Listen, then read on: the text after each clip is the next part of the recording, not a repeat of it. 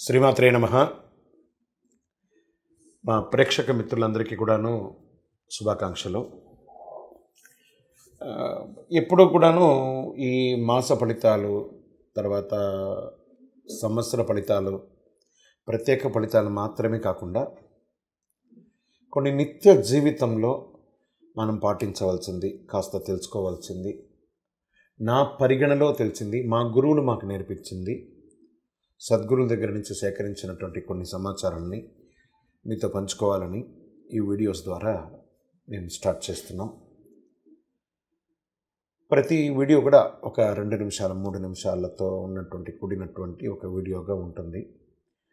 ఇది నిజంగా మీ నిత్య జీవితంలో ఇది చాలా అద్భుతాన్ని కల్పిస్తుంది. మీకు నేర్చుకోవడానికి, తెలుసుకోవచ్చు, చాలా విషయ జ్ఞానం కూడా పొందే అవకాశాలు చాలా ఉన్నాయి. మా ఛానల్ మిత్రులందరూ చూస్తున్నారు. మళ్ళీ రిక్వెస్ట్, సబ్స్క్రైబ్ చేయండి, షేర్ చేయండి. మీ మిత్రులందరికీ ఇప్పుడు ఈరోజు వాట్సాప్లో, ఫేస్బుక్లో, ఇన్స్టాలో చాలా ఈజీగా షేరింగ్ ఉంది కదా.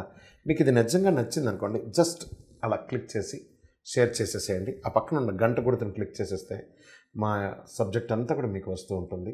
ఏమంటే శివాలయంలో ప్రదక్షిణాలు ఏ విధంగా చేయాలి? ఎట్లా పెడితే అట్లా చేస్తే తప్పే ఉంది? దేవుడు కొడతాడా? ప్రదక్షిణ చేస్తున్నాం కదా. ఇలాంటివన్నీ ఉంటాయి. కానీ ఒక చోటుకి వెళ్ళాలి అంటే ఒక నియమం ఉంటుంది. ఆ పద్ధతి అనేది ఖచ్చితంగా పాటించక తప్పదండి. మీరు శివాలయంలో వెళ్ళేటప్పుడు అన్ని ఆలయాలకు చెందిన విధంగా ప్రదక్షిణాలు చేస్తుంటారు కదా, అలా కాదట. శివాలయంలో చేసే ప్రదక్షిణం అన్ని దేవాలయాలు చేసే ప్రదక్షిణకి కాస్త భిన్నంగా ఉంటుంది. ఏ గుడికి వెళ్ళినా సర్వసాధారణంగా ప్రదక్షిణలు చేస్తారు, కానీ శివాలయానికి ఒక ప్రత్యేకత ఉంది. ఇతర దేవాలయాల్లో చేసిన విధంగా శివుని దేవస్థానంలో ప్రదక్షిణ చేయకూడదు.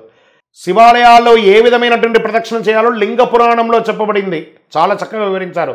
శివాలయంలో చేసే ప్రదక్షిణ చండీ ప్రదక్షిణ లేదా సోమసూత్ర ప్రదక్షిణ అని అంటారు. ఈ చండీ ప్రదక్షిణ చేయడం వల్ల ఎలాంటి ఫలితాలు పొందవచ్చని పురాణాలు వివరంగా దానికి ఇచ్చున్నారు.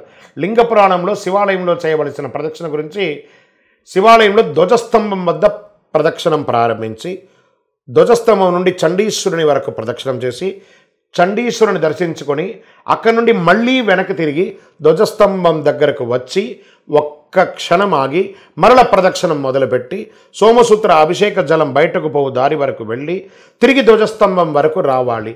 అలా వస్తే ఒక ప్రదక్షిణం పూర్తి అవుతుంది. వెనుక తిరిగి నందీశ్వరుని చేరుకుంటే ఒక శివ ప్రదక్షిణం పూర్తి చేసినట్టు. ఈ విధంగా చేసే ప్రదక్షిణం నుండి ప్రదక్షిణం లేదా సోమసూత్ర ప్రదక్షిణం అనే పేరు. ఈ శివ ప్రదక్షిణలో సోమసూత్రాన్ని దాటకూడదు అని చెప్పారు. అండ్ తెలియకుండా దాటుతామంటే దానికి ఆన్సర్ లేదు. ఎందుకంటే ఆయనకు అభిషేకం చేసిన జలము సోమసూత్రం నుండే బయటికి పోతుంది. అంతేకాక అక్కడ ప్రమదగణాలు కొలువై ఉంటారు. అందుకే వారిని దాటితే శివునికి కోపం గురి అవుతారని ఈ విధంగా ఇలా చేస్తే ప్రదక్షిణం సాధారణ ప్రదక్షిణం కంటే 10,000 ప్రదక్షిణాలతో సమానమని లింగ పురాణంలో చెప్పబడింది. ఇలా 3 ప్రదక్షిణాలు చేయాలి. నంది శివునికి మధ్యలో నడవకూడదు, ఎందుకంటే సదా ఆయన చూపులు శివుని మీదే ఉంటాయి. అలాగే చాలామంది ఏ దేవాలయమైనా తెలియక చేసే పొరపాట్లు గర్భగుడి వెనక భాగాన్ని తాకి నమస్కరిస్తూ ఉంటారు. ఆ దేవుణ్ణి తాకలేం కాబట్టి వెనకపోయి ఇలా మొక్కుతూ ఉంటారు, అది తల పెట్టి ఇట్లా రాకుతూ ఉంటారు. అలా చేయకూడదు. గర్భగుడి వెనక భాగంలో రాక్షసులు నివసించి ఉంటారు. వారిని నిద్రలేపినట్టు అవుతుంది.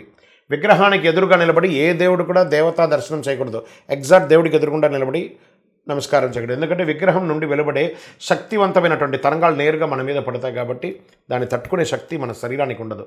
వాటిని శక్తి మనం భరించలేము కనుక ప్రక్కన నిలబడుకొని ఇలా నమస్కారం చేసి స్వామివారి అనుగ్రహం పొందాలి. ఇవన్నీ కూడాను చేస్తే చాలా మంచిది. ప్రయత్నం చేయండి. విజయోస్తు.